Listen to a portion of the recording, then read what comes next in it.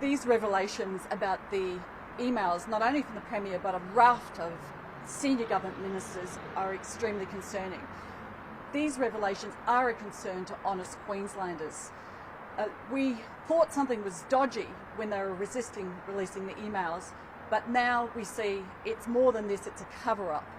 It is extraordinary for the state's Crime and Watchdog Commissioner, the Watchdog Commissioner in Queensland, to release these emails that the Premier has refused to release.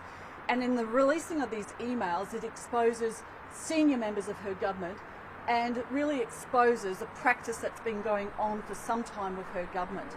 This is dodgy, it's been a cover-up, and it's extraordinary that's taken the Crime and Watchdog Commissioner to expose this.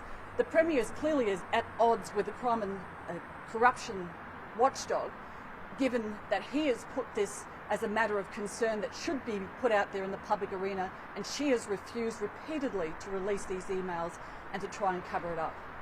One of the emails is the reply email. We knew there was a reply in there, but now we sort of see the nature of it. It seems Mark Bailey's talking about energy policy, and then she was getting his DG to do something, and then she says something about Dave Stewart can talk to me. How do you see that email in particular? But it sounds like it's Dave Stewart, her Director General. To try and pretend that this didn't cover government business just defies belief. The State Archivist called it out in 2017, the person who had the legal guardianship of keeping the State Records Act, and this government's refused to release these emails or to come clean for the last 3.5 years. Just to explain that point, you said it defies logic and it's not government business.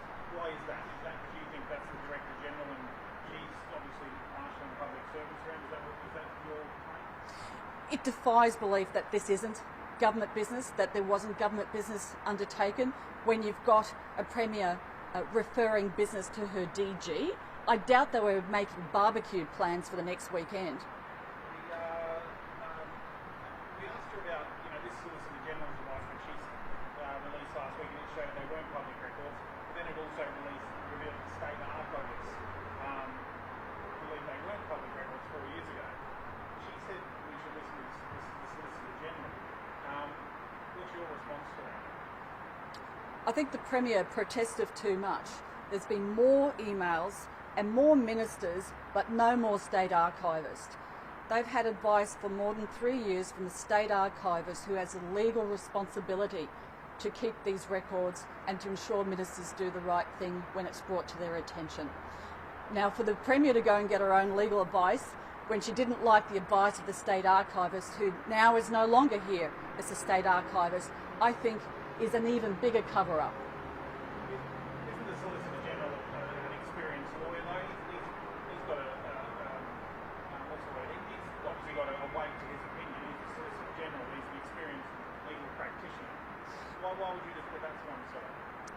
The Premier can go and get legal advice, but when the person who's actually charged with keeping the State Archives Act has called these out as having government business involved, when you have the head of the Crime and Misconduct Commission has identified that there was government business involved and then has released the emails the Premier refused to release, it just goes beyond belief that these matters shouldn't have been released before and treated with some courtesy to honest Queenslanders. So do you believe it weakens or strengthens your case that she misled Parliament? I believe this actually strengthens the case that the Premier has covered this up, she hasn't come clean, and she has misled the Parliament. You mentioned the other ministers earlier. Isn't it a bit unfair on the other ministers for the CCC to throw their names out there, and they haven't really provided any information or commentary or whether they could have just been having little chitty chats about what they're doing on the weekend. They just said they're interacting with you, didn't actually say it's work related. Was that fair to the ministers though? What we've seen to date has been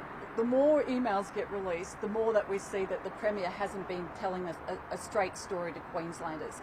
I think it's time that all the emails were released. How much government business has been done in the dark, how much has been done in defiance of the State Archivist's ruling and guidance that they shouldn't be doing public business on private emails. The core issue here is that business done in the dark is a corruption risk.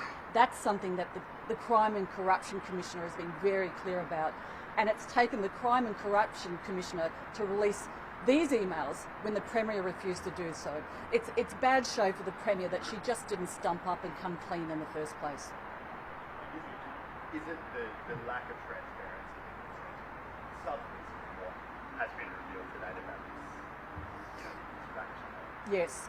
The lack of transparency, the continued cover-up and the effort put into the cover-up, it just beggars belief that they would try to pretend they're not conducting business in the dark.